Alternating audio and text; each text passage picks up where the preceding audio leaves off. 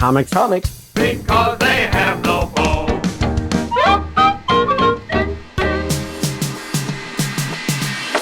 Hello, we are in from Metropolis, and boy, are our arms tired. That's right, from all that flying. Yes. Superman doesn't fly with his arms, though. Well, he does, but it's like this. He puts them out, or he kind of strikes a pose. Strikes a pose. That's a striking pose you got there. It is. Well, I'm going to be on the cover of a comic book. Exactly. I need to strike a pose. And if you haven't guessed, this is the goofy, crazy after show of We Like Comics because they have no bones.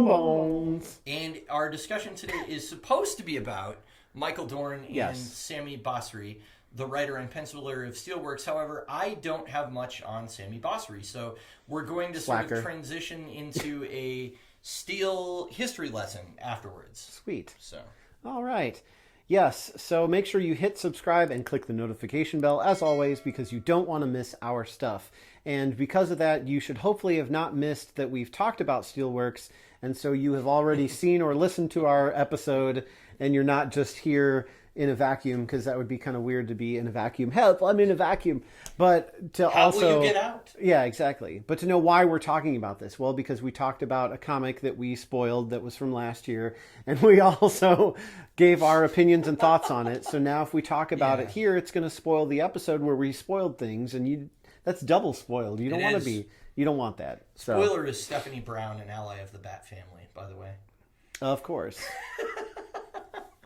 All right, so getting into Michael Dorn is, of course, known for his portrayal of the Klingon Worf in the Star Trek franchise, where he appeared more times as a regular cast member than literally anybody else, including Jeffrey Combs. I mean, that's impressive. His role spanned 5 films, over 250 television episodes. I mean, I tried looking up the exact number of television episodes, and there's different numbers because he's just been in so much, it's hard to tally it all. But he's also done video games, and he is a Star Trek figure. Mm-hmm. I mean, he is an action figure too, literally, but I mean, he's a figure in Star Trek. Well, prominently. I mean, if you think about, he's even in an original series movie, because he's in Star Trek 6. Yes. Playing his own grandfather. Yep. And then, I am my own grandpa. Sorry, that's a song. Anyway, it... Okay, if you say so. It's about time It travel. is now. He... Can't recover from that. So he's in an original series movie. He's in all of The Next Generation, and he's in, 4 seasons of Deep Space Nine as well. And now the latest Picard season. So yeah, there's nobody close. But he wasn't. He wasn't on Voyager or Enterprise. No. So I mean, Jeffrey Combs has got him beat there. J.G. Hertzler was on Enterprise. Oh yeah, playing a descendant of Martok as well. Yeah, that's pretty cool. Yeah. But anyway, so I mean, we're going to talk about Star Trek because it's Michael Dorn. Mm-hmm. But I do want to talk about some of the other things that Dorn has done. Mm-hmm. Dorn has done, which is he's had an extensive voice acting career. He's been on TV series like Gargoyles. He voiced Calabac in addition to Steel in the DC animated universe. He also is the voice of I Am Weasel in I Am Weasel. He's also done voices for video games, such as the role of a Krogan character in Mass Effect 2, and of course Star Trek video games, like I mentioned earlier. He's also did the narration for the Power Klingon and Conversational Klingon cassettes and CDs, which accompany the books of the same name, which I have the cassettes and the books for that, or I guess just one book. I did not know that he narrated those. Yeah, he did some of the narration. So yeah, it's been a long time, been a long road since I listened to those. From there to here. So I couldn't tell you how much, if he did like a preview, you know, kind of like Leonard Nimoy did a lot of like forewords for things where he would have a monologue and then be something else. So I can't remember the extent of Dorn that you get in those, but yeah, it's pretty cool to learn Klingon and hear Michael Dorn talking. Oh, right? yeah. Absolutely. So, but initially he pursued a career as a rock musician. That would have been very interesting. Yeah. Klingon opera? Yeah, exactly. There we go. But his film debut was made as the bodyguard of Apollo Creed in the 1976 movie Rocky. Okay. So he was off to a rocky start in his career. I think that's a pretty solid rock to start out on. Yes, exactly. So in addition to acting, he is also an accomplished pilot, And so not just the Defiant, but he can fly airplanes as well. He's owned several jet aircraft, so well-traveled, I guess. So on that note, not to interrupt you, but Sure. recently the actress that plays Erica Ortegas, who's the helmsman on Strange New Worlds, posted a picture of her in the cockpit of some airplane with Michael Dorn. Because apparently he just takes all these Star Trek family people up in a jet and flies them around, or teaches them to like actually fly. So she flies the ship on the show, and he's showing her how to fly in real life. So, Do you think that before he lets people on board, he makes them say, "Beam me up"? I don't know. I don't know. If you know, tell us in the comments. Another interesting fact about Michael Dorn is that since 2010, he has been a vegan, saying in an interview that I have not missed meat at all. The only thing I would even think about missing is hamburgers and French fries. You can still have French fries, but I found the vegetarian burger and the stuff that's out there now is very good when you dress it up, so I don't miss it at all. It's easy to make the transition because I feel so much better. And honestly, like seriously though, there's a lot of really good products out there that are like imitating meat, but the nutritional value is just so much better, and you really can't, I mean, you can kind of tell that it's not, but the texture is so similar that once you add your stuff to it, it's really not like a bad It's a lot better alternative. than it was like 15 years ago. Oh, yeah. Yeah, it's gotten a lot better. So, you know, Michael Dorn being in his, 70s now, he's still exploring new creative avenues. Obviously, comic book writing is one that he recently got into. So there was an exclusive interview with CBR where he said, everybody in this comic is very intelligent and very mature, not given to childish or immature things. They have feelings and their opinions like everybody does, but I think they're incredibly smart people. So his theme in the story that we read was that John Henry Irons was fighting the urge to let the machine dictate who he is. So he was really not wrestling with, but he was more focused on who am I and not, you know, who am I, who is Steel? You know, it's like Steel is something that I do. Steel is a suit that I put on, but I am not Steel. You know, I am John Henry Irons. I'm my own person. I am Iron Man. Oh, wait, no, he's not Iron Man. But anyway, so Dorn's desire writing this was to have a story where a person started someplace and ended on an arc. It wasn't necessarily they go back where they were, but they start someplace and they end up somewhere unexpected, and then throw in a monkey wrench in that and then have them stop and think about their existence. So I feel like the story did that, except that they went back to where they were. Yeah, so something we didn't talk about in the review is that Steel does struggle with whether or not he's going to continue his superhero identity. I mean, we touched on it briefly, but mainly those are conversations that he has with Lana and Natasha, and it doesn't really escape those rooms or become a bigger part of the story outside of that.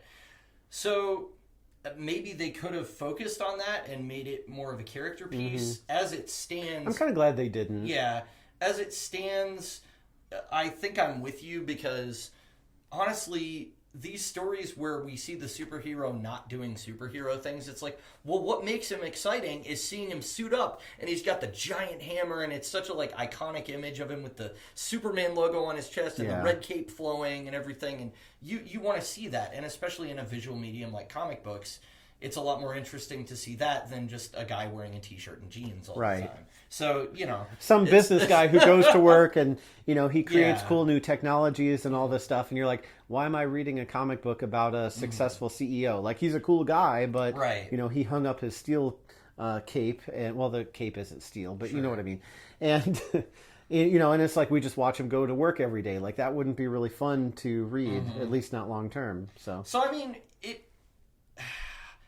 that there was attention paid to that, and he does come to a point on the very last page where he's talking to Lana, where he's like, yeah, I guess Steel is, you know, going to be a part of who I am. And she's like, yeah, like Superwoman is a part of who I am. You know, it's like this other hat that I put on, but it's not like I lose myself in that. Right. So that was in the story. I just feel like it wasn't really the primary focus. And maybe that, you know, is what Dorn was going for. But I honestly thought the science fiction ideas he was playing with were really exciting. And you know, and seemed really beneficial to the people too. So it was very much like, I'm thinking big and trying to help as many people as possible, as opposed to how we often see superheroes where they're reactionary, where like something bad happens and then they go out and do the thing to save the people. So well, and that's a very real thing in both business and life. Is like you have to be forward thinking. He's looking to the future. He's being proactive and saying, hey, instead of doing all this property damage every time, let's have maybe we can come up with a way to stop that before the next crisis happens. And one of the things that you missed, because it was in those pages that you didn't read, is it actually shows the dollar amount of property damage done by each of those events. So it kind of like further drives home that point of like, it's like the Battle of Doomsday. And let me find it here real quick. I wonder if I would have rated this a little higher if I read those. Approximate property damage cost, $5 to $10 billion. Ultra Woman Centennial Day attack, approximate property damage cost $1.8 billion. And then it shows the casualties, 178, 200 plus people died in the Battle of Doomsday. I'm surprised it wasn't more. Yeah. 579 million for the Steelworks Tower construction site explosion. So again, it's like showing you the financial cost of all these things, and you're starting to realize like, oh wow, like this is really going to save the city a lot of trouble. Yeah. So I don't know. That's why I fixated on that so much, because they do kind of make it a point in the comic to really focus on it too. Right. But as far as his comment about like the monkey wrenches that he threw in, those were cool. Sure. But he says they start someplace and they end up somewhere unexpected. I'm like, yeah, well, that didn't really happen, just unfortunately. I mean, I guess I didn't expect us to go back to the status quo, but we did. Yeah, it was disappointing that we did. Yeah. So again, as I've said earlier, I did do research on Sami Basri, and I found out that he is an Indonesian penciler and cover artist who's worked almost exclusively for DC Comics during his career, and that's it. So there's no Wikipedia page. I searched multiple sites, and they're just a list of credits.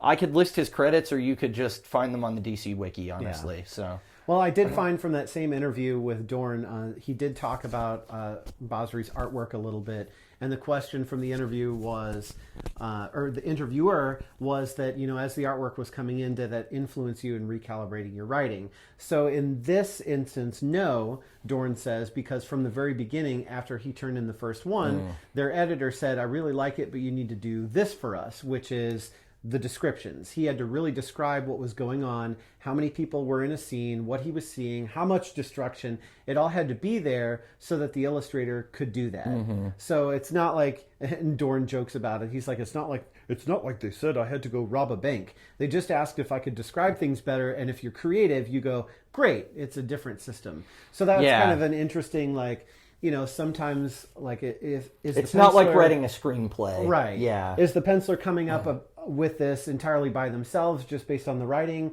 or is the writer basically dictating everything that's going on, and the illustrator or the penciler is just drawing what the writer said to draw? And that's kind of what this is, and I think you kind of get that because, like you said, well, I don't think you said it on camera, sure, but the illustrations were kind of like stock superhero. Yeah. And I think that kind of helps explain it, because basically the penciler showed up to draw whatever Dorn was saying to draw. So he probably wasn't putting as much, I mean, it's still creative, but not as much creative, because he wasn't having to create it for himself. He's just like, okay, how many buildings are crumbling? How much damage? Right. What look do you want on their face, Well, there was a discussion recently about, and I may have brought this up last time, but it was about the Eisners, because Tom King won an Eisner for a book that he did with Mitch Gerads.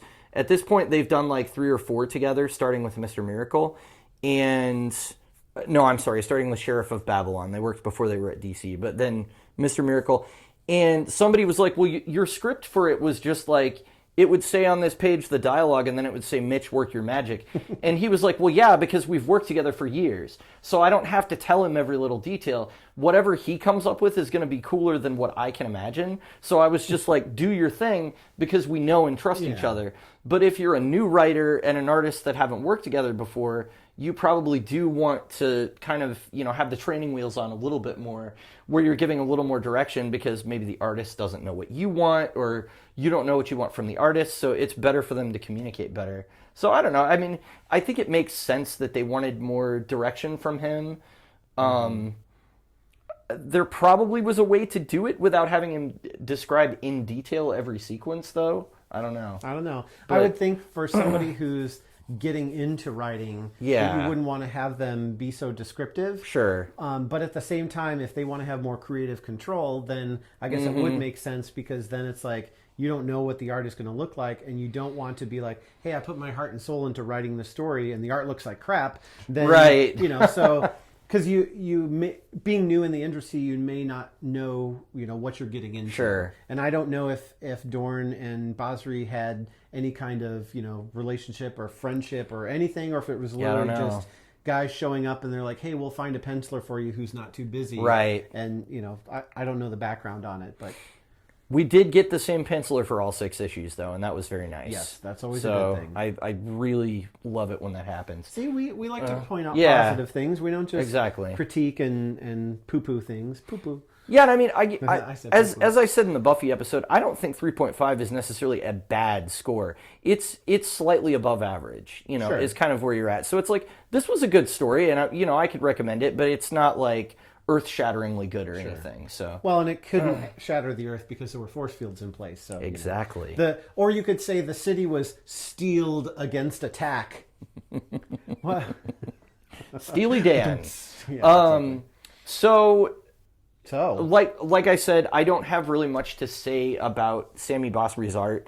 The only other book I've read that he penciled was Voodoo, which was beginning of New 52, and it was an attempt to fold that Wildstorm character into DC, and he went a lot harder on that. Like the art was a lot more three-dimensional looking. I'm not sure what the difference was if he was paired with a writer that was more to his tastes, but that looked a lot cooler than this book for whatever reason. So this book didn't look bad. It just that title was more it looked more finished, I guess, is the best way to describe it. So that makes me think that he was kind of just showing up. All right, what do you want me to draw? Exactly. So, anyway, back to Steel himself. So, like most characters in DC's history, there are multiple versions of John Henry Irons, both the post-Crisis or New Earth and post-Flashpoint or Prime Earth versions. Okay, I'm gonna have to put on my thinking cap here to keep track of all this DC continuity.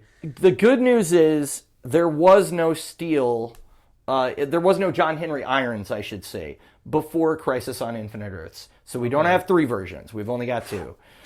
So that saves us a little bit because he did debut in the 90s. However, we do have the history that he had before Flashpoint and the history he had after Flashpoint. But this is actually a rare case where most of that has just been combined into one thing that makes sense. So it's not really changed a whole lot. So the original Steel, if you've watched Legends of Tomorrow, is Hank Haywood, known as Citizen Steel. And he appeared in Steel number 1 in 1978. So if you know that character, he has like unbreakable skin. That's kind of his thing. And they also kind of had him be like the historian on the ship, I think, on that show as well. The actor was really good. I really liked him in the role. So that's Citizen Steel, and Steel Volume 1 is actually about him.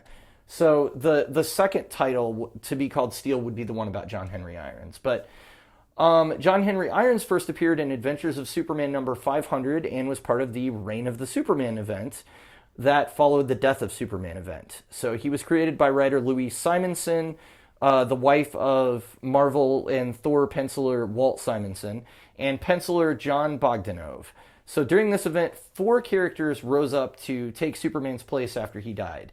We have the Eradicator, who was an ancient Kryptonian weapon merged with a human body that had an agenda of preserving Kryptonian DNA at any cost. So kind of like what General Zod's whole deal was in the Man of Steel movie, that's kind of what the Eradicator is. He's like, I'm going to preserve all the Kryptonian DNA I can. If I have to kill everybody on Earth to do it, that's fine. To the exclusion of... Yeah, exactly. Like, I don't care. And he also wears some sweet orange shades on his face for some reason, so I don't know why.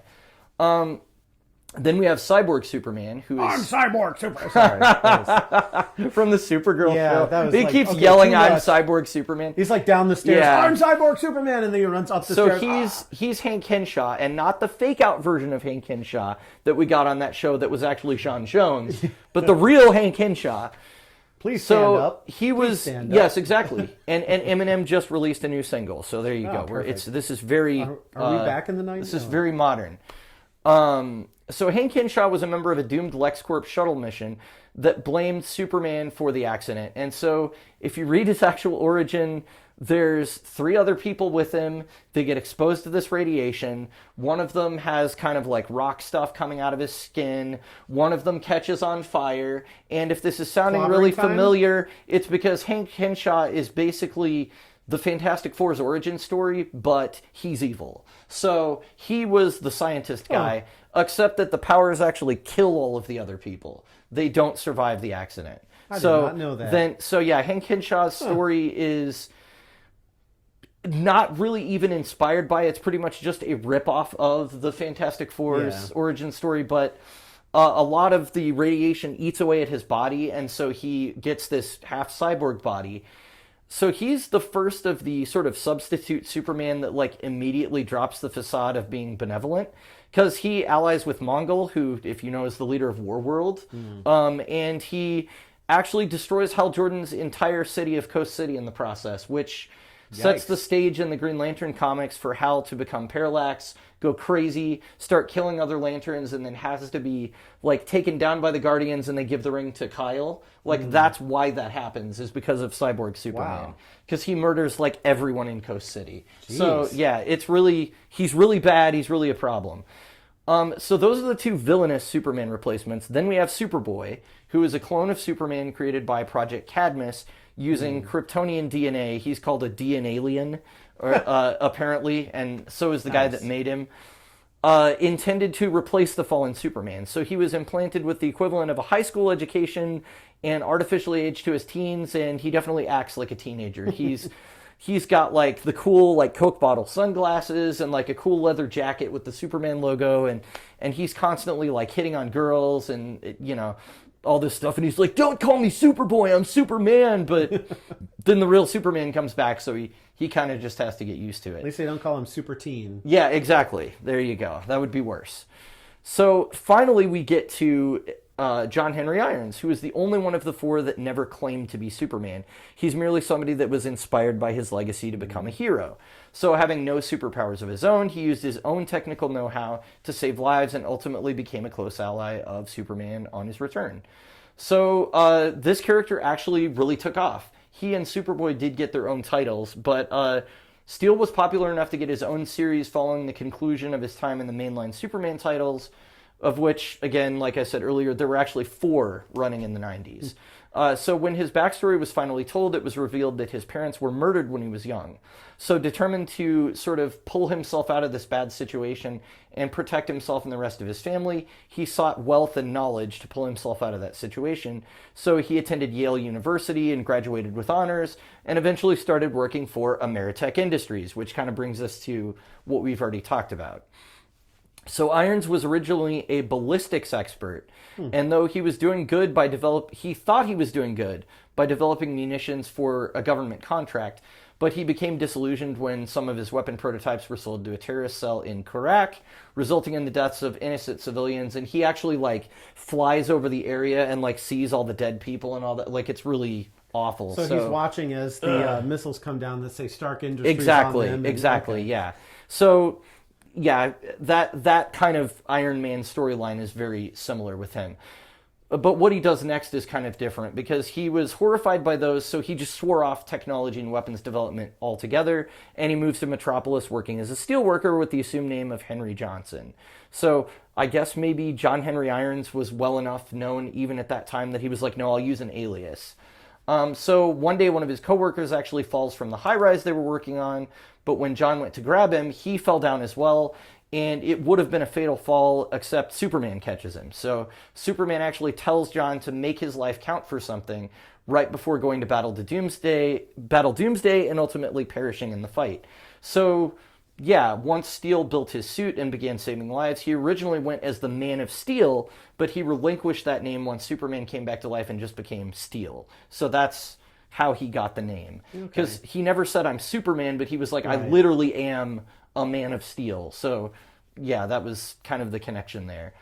So at this time, the character received unprecedented popularity, and he became a core member of Grant Morrison's top-selling JLA title, as well as starring in his own solo series that lasted for 53 issues, or about 4.5 years.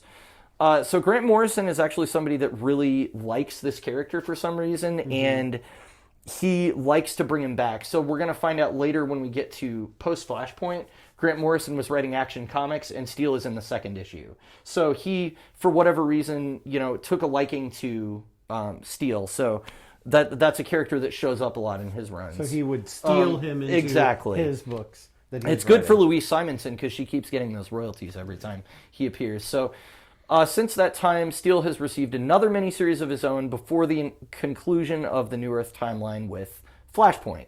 And so we've talked about it before, Barry Allen goes back in time, he stops his mother's death. It screws up absolutely everything about the DC universe, and it sort of gets put back together, but not quite the same. So that's what happens. So also in media in the 90s, Steel appeared twice on Superman the Animated Series, where he was voiced by Michael Dorn, as well as a critically panned live-action movie starring Shaquille O'Neal, who is not an actor, so that might be why it was bad. I don't know. But he's considered one of the more relevant characters kind of spinning off of the Superman title. So a lot of writers try to introduce their new characters and they don't go anywhere, but Steel is one that has kind of had staying power. Well, and he's been in a couple Justice League direct to DVD movies or whatever. Yeah. As well, so but not voiced by Michael Dorn. There's been a whole bunch of other... No, so actually in Justice League Unlimited, he appears in a few episodes briefly, but Phil LaMarr does his voice. That's right. So Phil LaMarr was already doing Jon Stewart, so I feel like they should have just brought Dorn back so they had a different voice. Of course, he was probably busy with his hundreds of appearances in Star Trek. I don't know. Yeah, he probably was. So, at any rate, but Steel does go on to be part of the DC animated universe. Right. So for New 52, his first appearance was in Action Comics #2 by Grant Morrison, the writer, and Rags Morales, who is the penciler. So post Flashpoint, actually, this is one of the characters where most of his continuity was kept intact, except that now he's John Henry Irons II, with the first being his granduncle John Henry Jr., who is a vigilante and a hero of the 1950s, which was just revealed last year in Jeff Johns' JSA title. So this is kind of a retcon that they've just introduced. It's very current information, but he's now the second character to be Steel. But the original John Henry that they show in that story has he was fighting the KKK or something, and so he's wearing a black hood instead of a white hood, and has a noose tied around his neck, and then he's holding a giant hammer. Whoa. And I guess he was going killing Ku Klux Klan members or something. So totally different character. Sounds like an episode of Peacemaker. It does. It really does. I know. So that's a relative of a long lost, like I said, the grand uncle of John Henry Irons that we know. Henry Jr. Oh man, is that William Hurt? No, it's John Hurt. I got the wrong Hurt. Oh, I'm hurt. No, actually, he's hurt. So in Prime Earth, John was also hired by General Sam Lane to develop a weapon for the U.S. government capable of repelling an alien invasion right after graduate school. So instead of going right to Ameritech, he goes working for the government and General Lane. And so that pushes his time with Ameritech later into his working career, but it all still happened. So during this period, John developed the Metal Zero suit, which is kind of a prototype for the Steel suit, but it's also kind of a prototype for Metallo. So he actually meets Superman much earlier in his life, as Lex Luthor was co-funder of the project, and he used John's Metal Zero suit design to torture the Man of Steel. So this led to John resigning and eventually suiting up in his own Metal Zero prototype armor that he'd kept secret, which he used to repel both John Corbin, who's Metallo, and the Terminauts, who are an alien army that were sent to attack Earth by Brainiac. Okay, I'm starting to lose it a little bit here. It's a lot. It's a lot. So basically, Metallo, Steel, Brainiac, and Superman all have their origins happening at the same time. Wow. And John still had that break from, he originally broke away from the U.S. government and was no, I'll work in the private sector. and then all the stuff with Ameritech happens, and then that doesn't work out because they're also making weapons. So then he leaves them, and then he's like, I'm totally done with this technology thing. I'm just going to be a steel worker. So maybe it makes a little more sense because he like tried a couple times to make his degree work, and it was just like, screw this, it's not going to work. Well, it's kind of interesting because like then his work with the government almost kind of like funnels into what he's doing now. It does. Or in this comic, which is to, make it so that they don't need superheroes. But the reason is not because they want to take them out. The reason is because he wants to work himself out of the job. Like he wants to become redundant. Like, hey, I've got this great steel suit and all this stuff, but you don't need me. That's really what his goal was in it. So that kind of like, I guess makes sense as a backstory getting to this point. Yeah, so that's another little, sort of wrinkle in there for the New 52 version. So towards the end of New 52, writer Greg Pak decided to include Steel in Action Comics again because nobody really used him after Morrison's run ended. And he paired him up with Lana Lang, who in modern continuity is known for her engineering expertise. So this was intended to give Lana some spotlight in the title and something to do other than being Superman's ex-girlfriend, because that's kind of all she had been. So this is really a drastic shift from the kind of more worldly, less big-brained version of Lana that we had pre-Flashpoint. So eventually she earned her own title with Steel as a backup character during Rebirth, where she faced off against foes such as Female Bizarro and her arch-nemesis Lena Luthor, or Ultra Woman. So if you've seen Lena Luthor in the Supergirl show, put that out of your head because she's absolutely nothing like that at all. She's like a paraplegic, and Lex has promised to fix her, but really he just kind of keeps her locked up in the basement and lets her interact with the world through all these monitors. And that's how Lena Luthor is in the comics. That sounds familiar to something they did towards the end. Okay, so maybe they like aligned it with the comics a little bit later. But anyway, this version of the character, she actually, is really smart as well. So she develops all this tech while she's down there, unbeknownst to Lex, and becomes like this massive threat to the city. So Superwoman, or Lana Lang, actually ends up having to take her down. So that's the story. But also, like, you kind of feel sorry for Lena because she's in this position because Lex is a horrible brother. Really? I mean, that's really why she's in that position. So I don't know. And how does Female Bizarro work? Like, Bizarro is like a bizarre version of Superman, or it's I'm like not Bizarro, me, I'm Superman. But then you have remember. This female, like, I think that Lena actually developed her, but I don't remember where the DNA was taken from. If it was like Kara, or if it was. It's like Bizarress or something like that, but there's a female Bizarro. I just feel like it kind of loses its point if like it's a clone of Superman, but now it's the opposite sex, so it's like harder to associate with this is a clone of Superman. Yeah. It's almost more of this is just a completely different person. Yeah, I don't think it has any relation to Superman. I'm pretty sure it's Supergirl DNA, but I'd have to go back and read it. It's been too long. So Supergirl gets her own version of Bizarro. Yeah, basically. Okay. And that's kind of what we talked about too, about like, let's just take a Superman story and change the gender, and now it's a Supergirl story. Yeah. Like, I really am glad we didn't do that with Steel, where we go, let's take a Superman story and, change the ethnicity, or, just retell it, but, he has his own Lex Luthor, it's just somebody else's name, it's Charles Walker III, and, those kinds of things. Yeah. Like, it just gets kind of like, you guys can't come up with it feels original. Watered down after a while. You just got to copy what you've done. Yeah, I mean, and that's what's great about Steel is that he